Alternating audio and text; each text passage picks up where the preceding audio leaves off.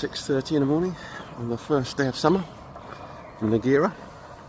But I actually thought the summer solstice was today, but leap year. So although it's the 21st of June, the longest day was yesterday. So here we go. Summer started a day early. Decided I quite like Nagreira. It's an ugly place really, but all the shops are sort of 1950s, 1960s, sort of going to go in there, department store, you know, little ones with sort of shelves of boxes of all the different sizes of shirts or skirts or bits and pieces. And then you get the advantage of the Spanish towns and cities, because everything's high rises. You know, it's only a 5-minute walk and you're out in the country in any particular direction. So you end up with this sort of very intensely populated centrepiece. I was looking at some pictures of the old town, and they obviously built this fairly early on. And there's this street with just a line of houses either side, where our hotel was, a couple of buildings there, and that was it. But, I'm going to show you a wacky. Oh, I can smell croissants. I'm going to show you a wacky sculpture in a minute. Sprinkler system's on. It's actually quite a nice house up here with some strange towers. Yeah, this is the sculpture, which I couldn't figure out, and then Kerry read up about it, and then that makes sense. So it's to portray the fact that work was incredibly scarce, and so most of the male population had to leave their family to go and find work. So we've got a guy on this side who I thought was maybe a pilgrim, but he's not, and then reaching through as a child trying to grab him, and then on the other side we've got the child and the mother and a baby being left behind because they had to go and leave to go and find work elsewhere. It's a cafe where we had lunch yesterday, which doesn't look like anything, but actually it's got an outside seating area overlooking the river. Yeah, that's where we sat having our lunch. And this river is absolutely spotless and deep enough to go for a swim. I was toying with it yesterday, but didn't get round coming back down again. Ended up having a long siesta. I think at some point these are going to change to like the ones we saw in Portugal. Like instead of having wooden slats, they actually go and cut the slats out of granite. But we haven't got that far yet.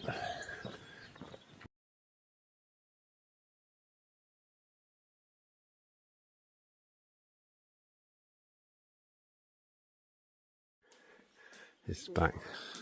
This one's been renovated.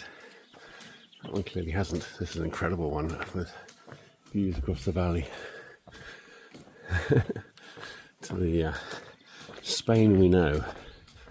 Lots of houses for sale, houses at various stages of renovation.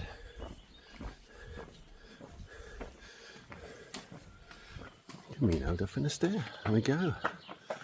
That's the first.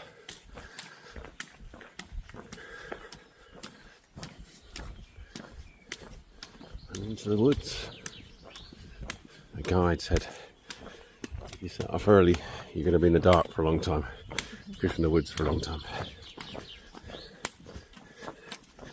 But we've got our eye on the witch and the wardrobe light for a minute. We've done that little bit of a tree bit, which is nice, a cloud inversion. I think we're about, I was going to say, looks like we're 2/3 of the way out, but I can see the path slipping across the other side of the road. So coming up this way. That was Kerry's talking on the phone. Kerry's selling on shoes of, they got a hole in the heel. We're going to go get this one. I was looking at so I bought myself some new ones in Santiago. Really, because I fancied some Hocker speed goats, because speed goats sound cool, so cool, aren't they? But actually I was looking at them last night, because the bag's quite heavy at the moment, because I've got my old green Acer shoes that I bought in Burgos, but they've got a rip in the right hand shoe just behind my toes from the fatigue of, you know, where they bend every time you take a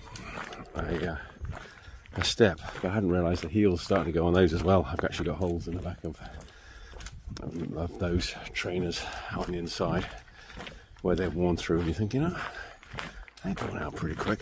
But I was just having a quick look.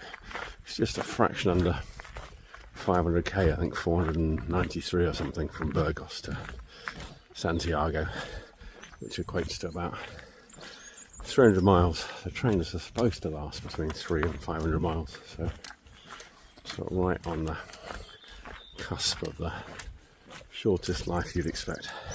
It'd be quite nice to take them home and plant the succulent in them at home, but the bag's heavy this morning, so I got me the other trainers, because I'm still finding out whether these Hockers are working for me. But actually fine yesterday. I shall know at the end of the day. 2 decent days, and we've got 28k, I think we're doing base. Quite a decent day today. I think we did 20. How far did we walk yesterday? 24? 22? 22. Okay, yeah, so night day yesterday. But then this morning the first cafe's 10k. So I've got some bananas and some oranges, and then the biscuits are really light, oat biscuits. When you buy a new packet of those, they're 500 grams, that's half a kilo. So I've probably got 2 kilos of extra stuff in my bag. So I'm feeling that a bit this morning, even though I've only got 250ml,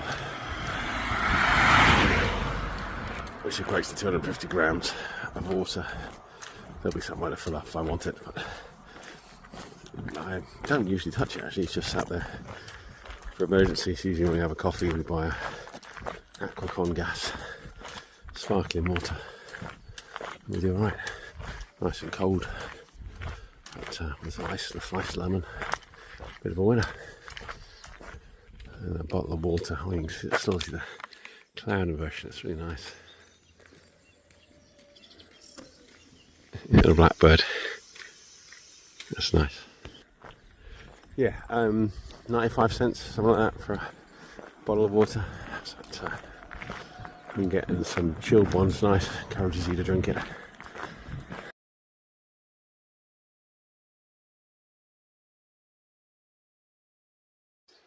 I'm liking these marsh gladioli. A cracking view out across there. And a water tank. Just walking up the road, ticking away. We're definitely back into the oh right, that's just the gable walls, house is gone. And then there's these places. I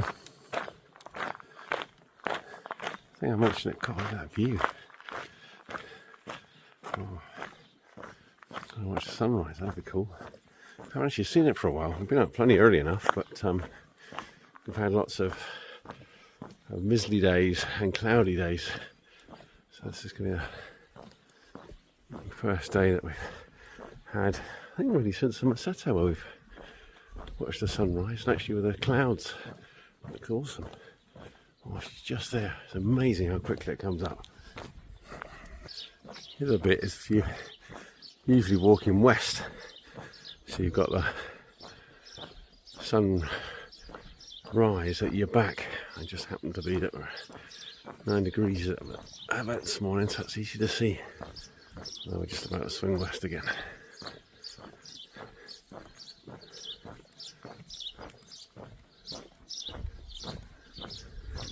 Might walking through these villages. Starting to see more tiled houses. We were in Portugal earlier this year, I think in February we went.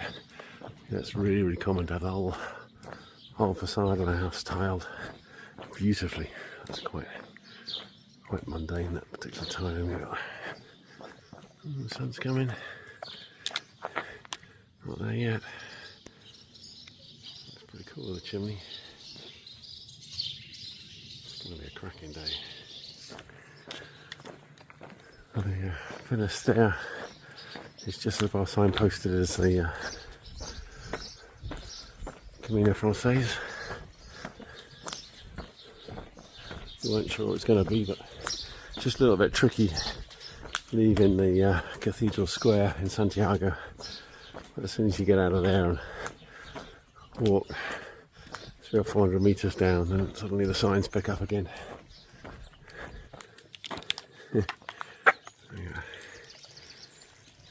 Version over there.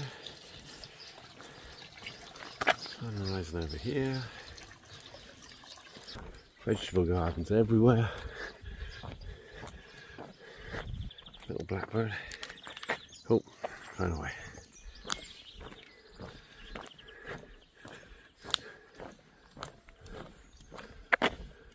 Pretty roses. More Camino signs. Really don't need a map route. We've seen quite a lot of fires going this morning. It's a little bit chilly. God, that's a big old like a ha-ha, but I think maybe it's actually another Camino sign. Thick and fast. And another one. It's unusual to see the tiles actually in the Galicia, Leon and Castel. You saw loads of tiles and loads of big EU signs, but normally in Galicia it's these whopping great granite. Sun's just coming through and I got some trees, I'm just missing it. But it's there. Again, there's the granite ones. It looks like I'm just going to miss them right. I'll go into the woods again. There she is behind the clouds, behind the trees. You can see it across the fields. That's a super pretty little footpath we got here this morning. Would have been an old road in its time, I guess. Cart horses. I'm actually amazed. There's a lot of, you've seen them on the videos, a lot of the traditional ox-drawn carts are still about in people's gardens and things, and how narrow they are. So maybe Landy on my 2CV would struggle. Look at that. I mean, we're only 5 minutes up the path and the sun's completely broken. Literally just within 5 minutes you can't see the sun and she's there.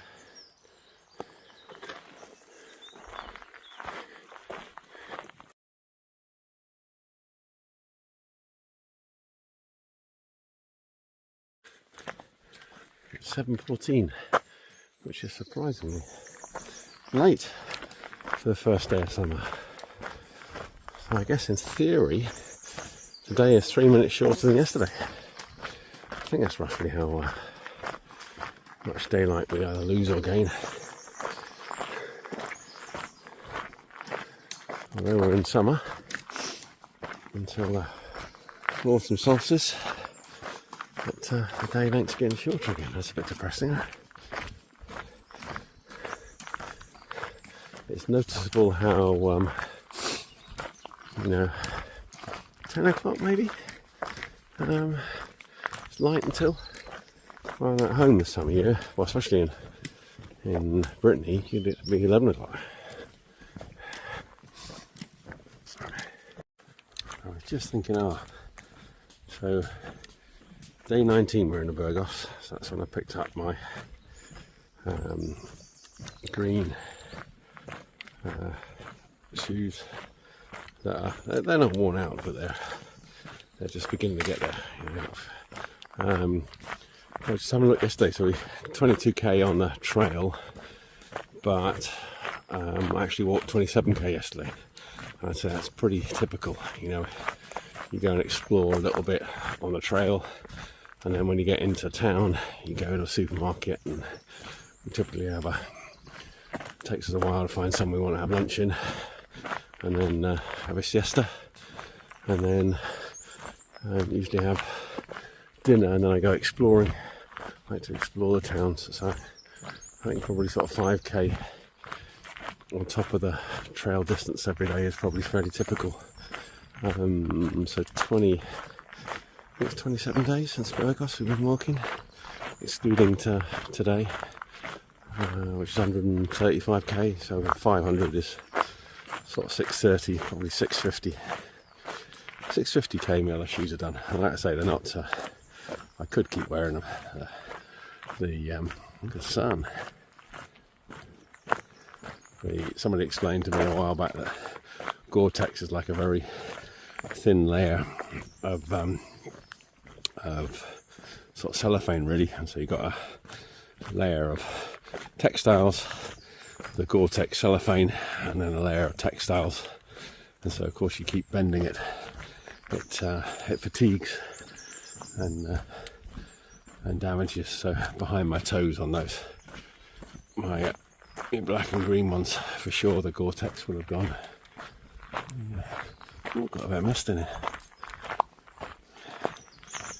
Nice. The recommendation is not to wear Gore-Tex shoes on the Camino because of trails like this, and although you might get wet days and it might get muddy, it's not muddy like home where you're going through ankle deep mud. There's a few places, but not very many. And that your non-Gore-Tex trainers will dry quicker than your Gore-Tex ones. I was working on the assumption that we've almost finished the Camino, we're back home again.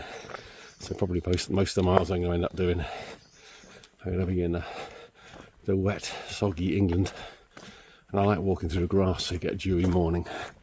And, I used to wear non-Gore-Tex shoes, but you just get a single drip of water on your foot and it immediately goes straight through.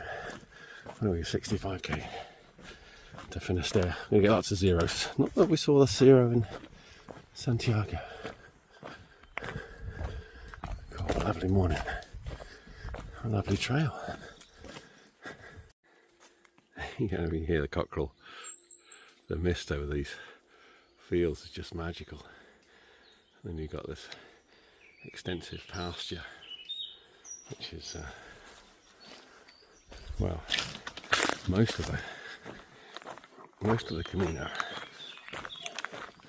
I tell you, actually, that's a change from yesterday. Is most of the fields yesterday didn't look like they were grazed at all. Oh, and this one clearly is. It's got an electric fence up there, and you can kind of tell by looking at it. So a single strand electric fence is going to be cattle. But yeah, yesterday we walking through fields that are similar, but it was pretty clear that actually they hadn't got any livestock in at all. It's just a light mist hanging over. The sun hasn't caught, it won't for several hours, over the forest and the fields.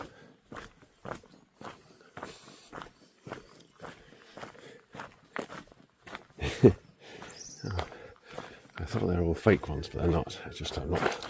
Normally in England, electric fence wires are orange with so they're orange neoprene, orange nylon, and not neoprene, with some strands of metal in there to carry electrical current. Over here it's blue. I thought it was Baylor twine, but it's not.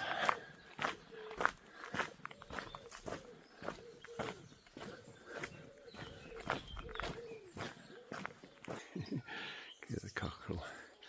Just looking at those lines of, I think they're lettuce.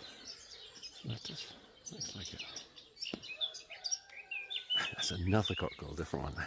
Oh, I can hear some geese. Oh, somebody's nicked tiles, that's a bit of a shame.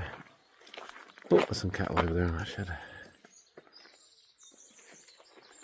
Oh, yeah, we've got a fair number of walkers going the other way. Yeah, you can get your Compostela from doing walking from Santiago to Fisterra and Amuxia and then back again. So they're doing the back again bit, which is like a bit over 112, is it, something like that? Do there? Something like that. Yeah, over 100k.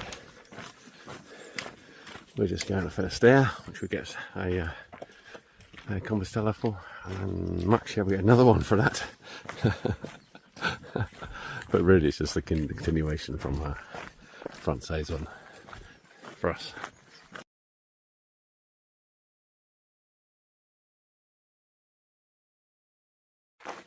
I've just had most of the morning. So what we've had is these lovely little narrow lane on the gravel, gently up, gently down, flat, twisting and turning with these low stone walls covered in moss and lichen. It's gorgeous. A few little ever so slightly technical bits on the underfoot, but only very slight. Not like Sahara.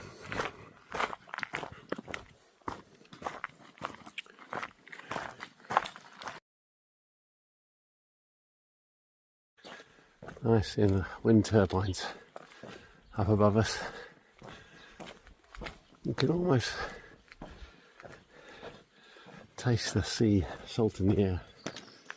Actually can't because it's oh well, yeah, now I'm thinking of it. So I think we're about 60k from Fisterra, but I think we hit the hello. You know, for me, no, not Svalsations. Yeah, I think we're going to hit the coast about 40k, from what I can tell. Oh, just every day brings little surprises. Ah, they're even cooler than I thought they are. Homemade pots. They're all different.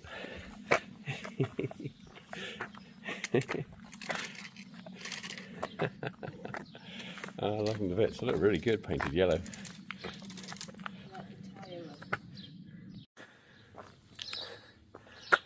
It's got always a bit of a beehive. I think it's a defunct one. I'll have a look at it. The chickens. Oh, lovely blue sky. The angry hornets clearing a path for us. So we've had two bon caminos now. Had one yesterday in the town. I think he was like the I'm trying to think of the polite way of saying it. The village person that is intellectually challenged. There we go. Ever such a nice soul. But that was the poor old guys that are running the strimmers. That's a tough day's job, isn't it? Whining in your ear all day long, even with ear plugs and ear defenders over the top. But we're liking the fact. Oh, there we go. So that's as far as we got yesterday. Keeping the path clear for us.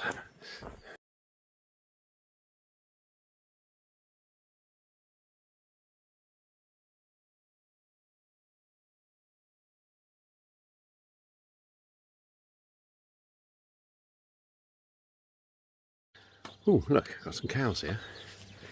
And I was just wondering how much electricity, there's hardly any wind today, how much electricity a wind turbine produces in one revolution. Of course, they're not all equal, but typically 2.5 to 3.5 kilowatts per rotation of the blade.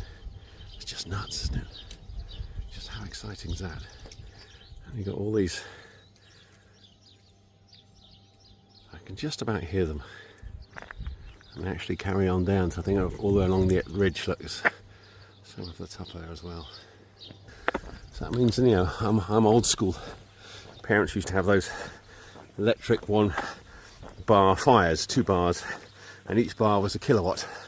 So that means one revolution of that wind turbine could power my electric heater for 3 hours.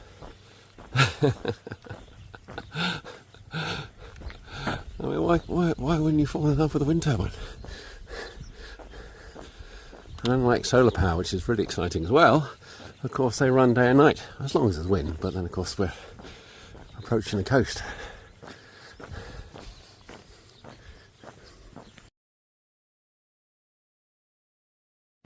So I might have got this wrong, but I've just done some maths. So it takes 4 seconds at the moment for one of these to do a revolution. They run about 3 kilowatts per revolution. So that would run a tumble dryer for an hour. So it means it'll run 15 tumble dryers every minute, 900 tumble dryers every hour, or 21,600 tumble dryers for an hour every day. I mean, who doesn't want a wind turbine? I know it was above my house. Well, I can kind of get that. The swish swishing, I guess. It's one thing to be walking past it and go, oh, that's cool, swish swish. Another thing if your house underneath it. That would drive you nuts, I'm sure. This is exciting. Always at the brow of hill. It changes. So what are we going to find? Oh, opened up onto a... Gosh, there's a wind farm in the far distance over there. Quite a decent field.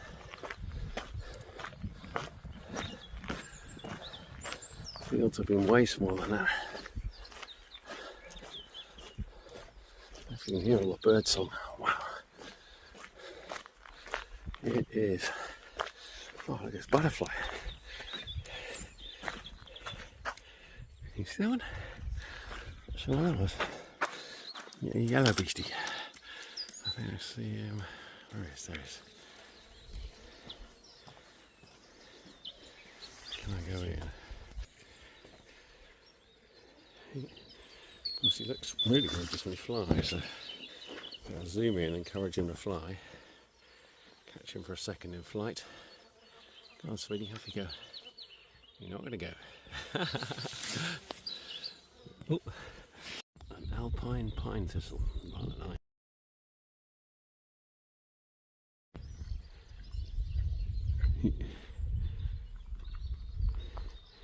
She's saying, where are you, John? I'm here. So this is the first multitasking. I'm just reading from a quote I really like, written by Henry Miller. So I have a theory that the moment one gives close attention to anything, even a blade of grass, it becomes a mystery, awesome, indescribably magnificent world in itself.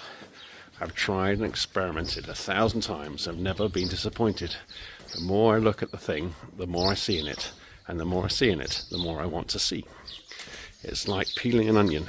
There's always another layer, and another, and another, and each layer is more beautiful than the last. This is the way I look at the world. I don't see it as a collection of objects, as a vast and mysterious organism. I see the beauty in the smallest things, and I find wonder in most ordinary events. I'm always looking for the hidden meaning and the secret message. I'm always trying to understand the mystery of life. I know I'll never understand everything, but that doesn't stop me from trying. I'm content to live in the mystery, to be surrounded by the unknown. I'm content to be a seeker, a pilgrim, a traveller on the road of nowhere. Henry Miller. It's kind of cool, isn't it? It really chimes with me. I like that. Look at this stuff. Almost looks like flies hanging down. Big quaking grass, apparently. And we've got a bit of a boring section on the road. Big mast. We just went and climbed up that one, down again. But the good news is, look, I can see the pilgrims heading back off the road. That tends to be what we've had today. We've had a few little sections on the road, but they've been very short.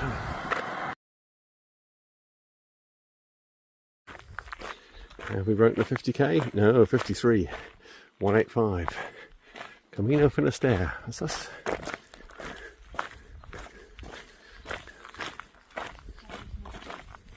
Still haven't broke the 50k yet, but just look at this view. I was just doing, I used to be head teacher of a special needs school, going through the Ofsted inspections. Ofsted inspectors always used to tell me they used to, with any criteria they're looking at, they always used to look to triangulate it. 3 bits of evidence to support an area they were looking at. I was thinking, oh, okay, so we looked at how much wind energy a turbine could produce in one revolution. Let's just go the other way and go and Google how much wind energy one turbine produces in a year, because there must be, you know, days when they're not producing any energy at all, and days when they're producing more. And apparently on average 6 million kilowatts per annum per wind turbine. 6 million. It's like, whoa, hang on a minute. That was grossly underestimated how much energy these beasts. I think what I haven't I think there's a huge difference in the size of the wind turbine. I think as the wind turbines increase in size, they become way more efficient. So that looks like a real beast over there, just sat by themselves. I can remember watching a thing on Countryfile. No, it wasn't on Countryfile. It was on a TED talk. A girl had produced a software program to look at the turbulence that each winged turbine produced, so that one, they could design where they placed the turbines for the wind farm, but also alter how much energy they were extracting from each turbine. So I guess as you turn the pitch of the blade to extract more energy out of the wind, it creates more turbulence.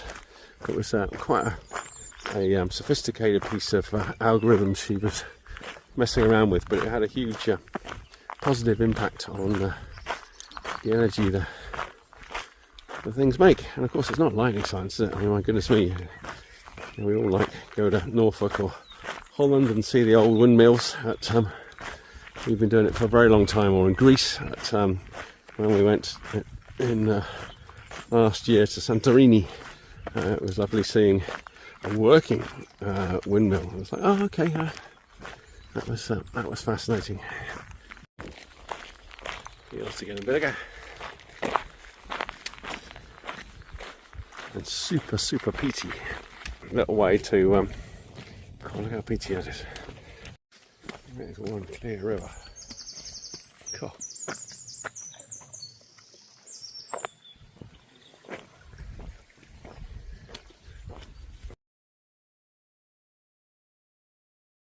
It's very different. I've seen one with granite uprights and holes in Portugal. They are different. We're enjoying the shade underneath the grapevine. Highly recommended.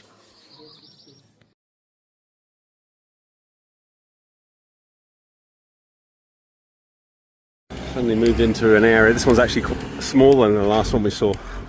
There's some fairly big dairy enterprises. Amazing silage clamps. Never seen such tidy silage clamps. That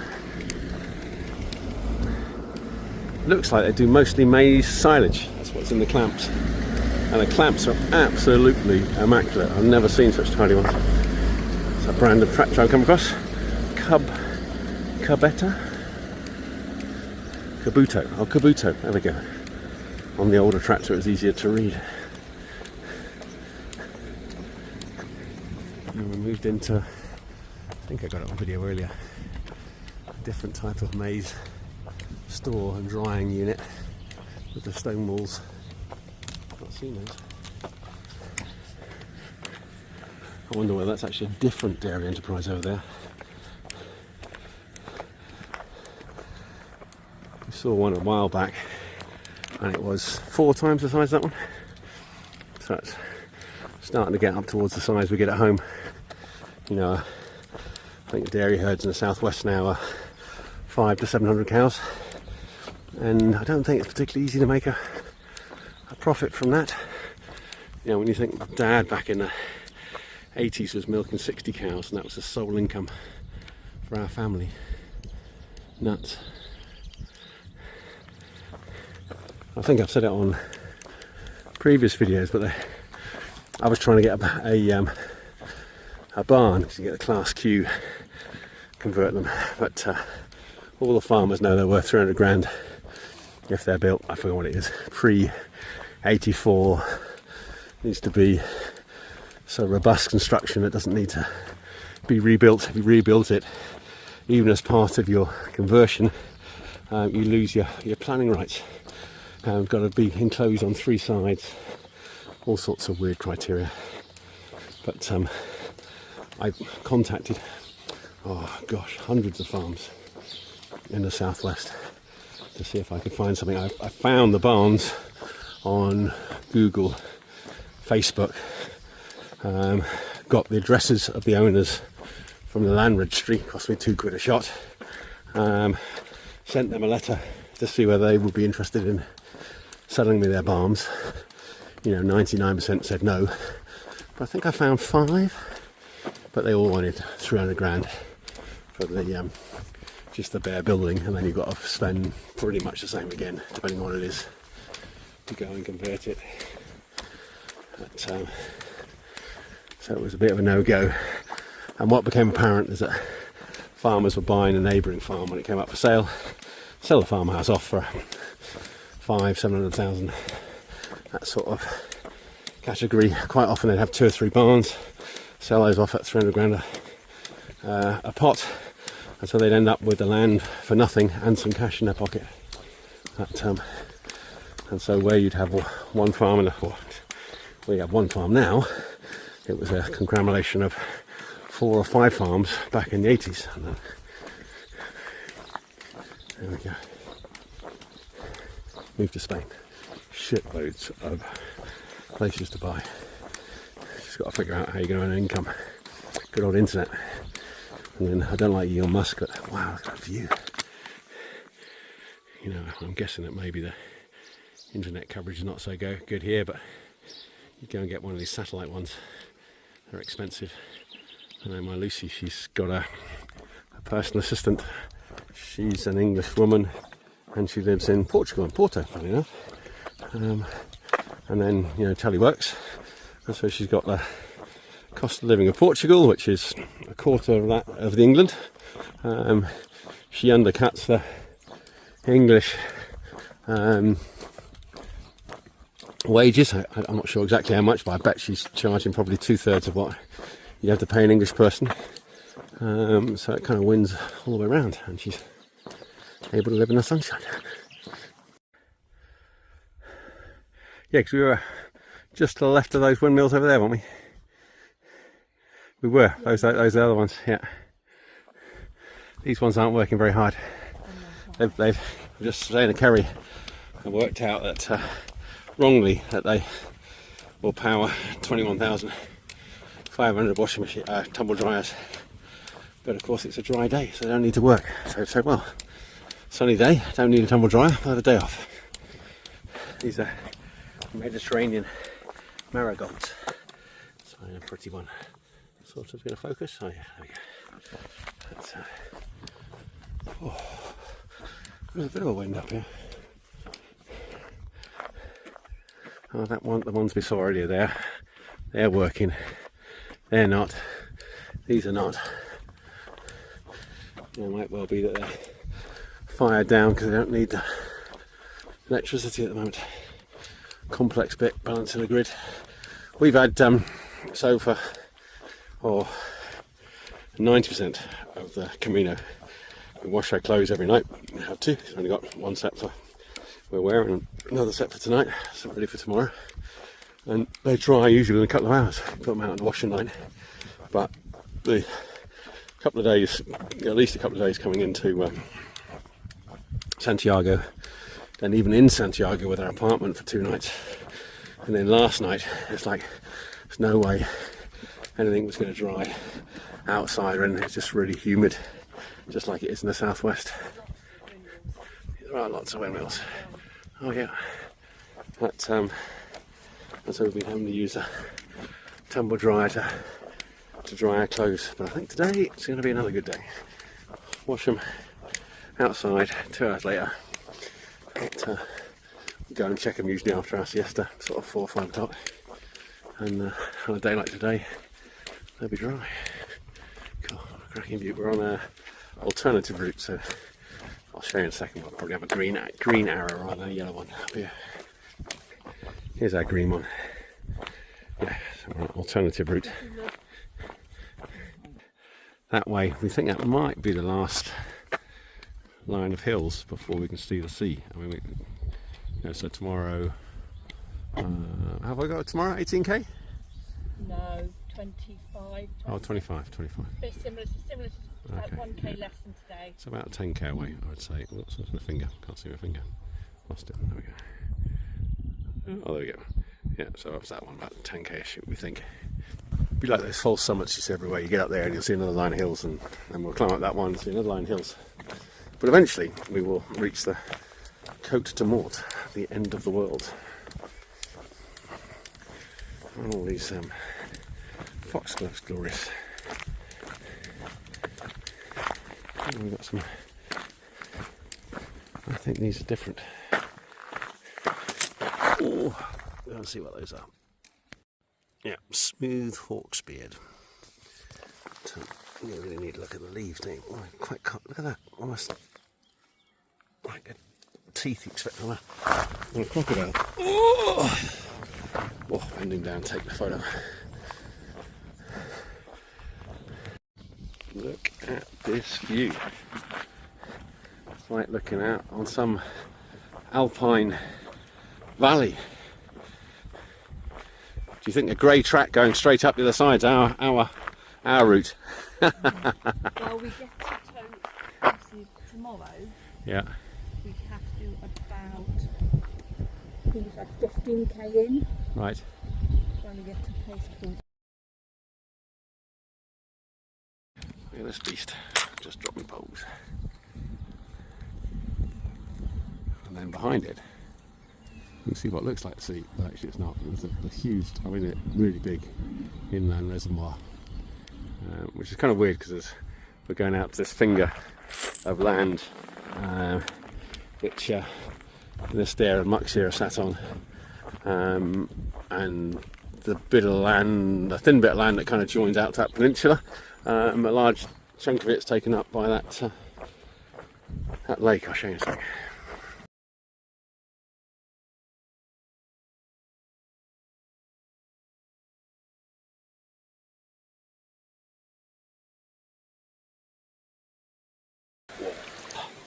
Found a magic little swim spot, surprisingly deep.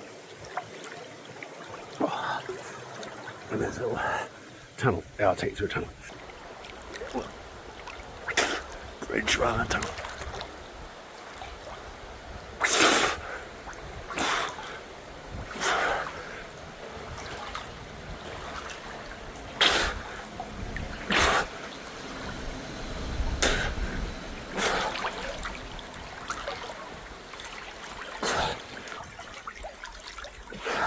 Into the sunshine. Super clear. Oh, I can stand up maybe. Oh, look at that. It's fresh.